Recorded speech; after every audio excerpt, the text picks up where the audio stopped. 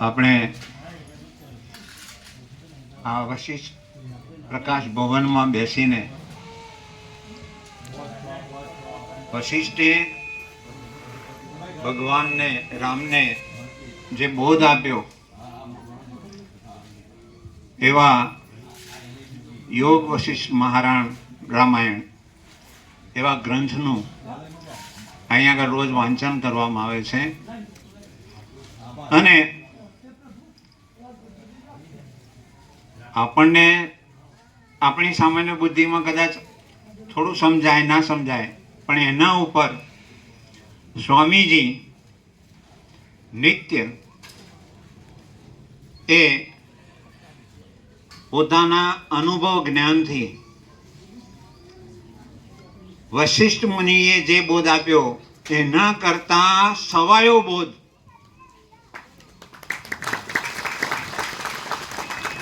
જે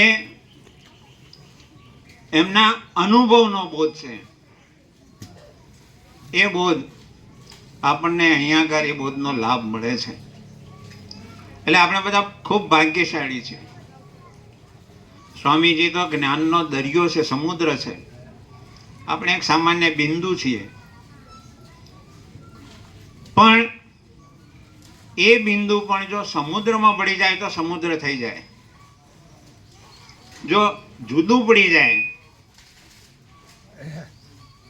તો સુકાઈ જાય, એની કોઈ કિંમત ના રહે. આપણે અહીંયા આગળ જે બોધ સાંભળીએ છીએ એ બોધનું જો આપણે સરળ શ્રવણ કરીએ એટલે આપણે સરળ રહીને આપણી જે માન્યતાઓ છે, આપણી જે ગ્રંથિઓ છે, આપણે બુદ્ધિપૂર્વક જે માનીએ છીએ આ બધાથી પર થઈને એને છોડી દઈને એમાંથી છૂટા પડીને, કારણ કે એ બધી અસત્ય વસ્તુ છે, આભાસી છે. અને આભાસમાં આપણે સુખ જો શોધવાનો પ્રયત્ન કરીએ તો કદાપી મળે નહીં, જ્યાં સુધી આપણે પરમ આકાશ સ્વરૂપ, પ્રકાશ સ્વરૂપ ન થઈએ ત્યાં સુધી આપણને આ બોધનો લાભ મળે નહીં, અથવા તો એનો જે ફાયદો થવો જોઈએ થાય નહીં. તો આપણે બધા ફાયદો મેળવવા માટે, આ લાભ મેળવવા માટે અહીંયા આગળ આવીએ છીએ. તો આપણી જે ગ્રંથિઓ, જે અસત્ય માન્યતાઓ છે એને છોડી દઈએ. સ્વામીજીએ 2-3 દિવસ ઉપર જ કહ્યું હતું કે અહીંયા આગળ બધા સાંભળે છે પણ પોતાનું જે અસત્ય છે એ અસત્યને છોડતા નથી, અને પરિણામે એમને ફાયદો થતો નથી. એટલે કે જૂઠા રહીને આપણે સાંભળીએ છીએ. જો એ જૂઠ છોડીને તમે અહીંયા આગળ આવો તો હાલ ને હાલ હમણાં ફાયદો થાય એવો છે. અને એમણે એમ પણ કહ્યું કે જૂઠા રહીને મને કોઈ પ્રશ્ન પૂછ્યો નહીં. એટલે ખરેખર આપણે પહેલા તો પારખ થવાનું છે, આપણે પહેલા સાચા મુમુક્ષુ બનવાનું છે, તો જ આપણને આ બોધનો ફાયદો થાય. જ્યાં સુધી આપણે સાચી વસ્તુ ને શ્રદ્ધાથી, સ્વામીજીએ હમણાં જ કહ્યું બધું સરળ એકદમ ભાષામાં, જે આપણને શિરાની માફક ઉતરી જાય એવી વાત, કે જે વસ્તુ જેમ છે એમ આપણે માનવી પડે, એમાં શ્રદ્ધા કરવી પડે, અને આપણી અંદર જિજ્ઞાસા પણ હોવી જોઈએ. કોઈ પણ વસ્તુ પામવા માટે જીવમાં જિજ્ઞાસા હોવી જોઈએ. અને જે જીવને જિજ્ઞાસા હોય એ પછી બુદ્ધિથી સાંભળતો નથી, એ હૃદયથી સાંભળે. અને સ્વામીજીએ કહ્યું એમ એનું હૃદય ખીલી જાય અને એ બોધ એ ગ્રહણ કરી શકે.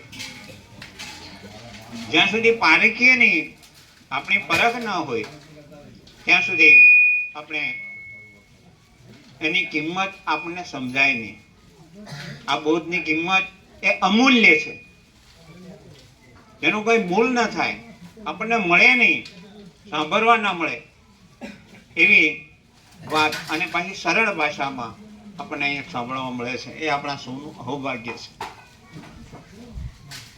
કોઈ પણ પારખું જ્યાં સુધી ના હોય ત્યાં સુધી એને વસ્તુની કિંમત ના થાય. એક વખતે એક ભેંસો ચારનારને એક પાણો મળ્યો લીલા રંગનો. એટલે એને સરસ લાગ્યો, એટલે એણે શું કર્યું, એની ભેંસની ડોકે બાંધી દીધો. પછી એ ભેંસો ચાળવા જાય ત્યાં આગળ કોઈ વખત એક માણસ નીકળ્યો જોડેથી, જે હીરા પાળખું હતો, અને એણે પેલી ભેંસની ડોકમાં પેલો હીરો જોયો, પણ બુદ્ધિશાળી હતો. એમ કે આ હીરો આપવો છે તો પેલો ના આપે, પણ એ કે ભાઈ તમારે આ ભેંસ વેચવી છે? એટલે પેલો કે હા ભેંસ વેચવી છે. કિંમત બોલો. કિંમત કરી કે ભાઈ 25,000 રૂપિયા એની કિંમત. પછી 25 રૂપિયા આપીને ભેંસ એને દોરવા માંડી. એટલે પેલો ભાઈ કે ઉભા રહો, આ મારો પાણો છોડી લેવો છે, મને બહુ ગમે છે. બોલ કે એની કિંમત બોલ, તારે એ આપવો હોય તો એની કિંમત બોલ, આપણે એની સાથે કિંમત કરીએ. એટલે કે એની કિંમત 5,000 રૂપિયા. પેલાને ખબર હતી કે આ તો 5 લાખનો હીરો છે. એટલે કે લે બીજા 5,000. એમ કરીને એને ભેંસ ખરીદી લીધી અને ભેંસ દોરીને ચાલવા માંડ્યો. પેલો દેખાતો બંધ થયો એટલે પેલો પાણો હતો એ છોડી અને લઈ લીધો અને ભેંસને છૂટી મૂકી દીધી. એને શું ખરીદ્યું હતું? હીરો ખરીદ્યો હતો, ભેંસ નહોતી ખરીદી. એટલે આપણે અહીંયા આગળ આ સદબોધ આપણે સાંભળીએ છીએ, તો આપણે બધા આ સદબોધ આપણે જીવનમાં પ્રાપ્ત કરવા માટે અહીંયા આગળ આવ્યા છે. બીજી આપણી બધી જે કંઈ જીવ જગતની જે કંઈ ભલા આપણે કચરો એ જો એને સાચવી રાખીએ તો આપણું કલ્યાણ થાય નહીં. એટલે હવે બહુ આગળ વાત કરતો નથી. સૌને મારા જય પ્રભુ. જય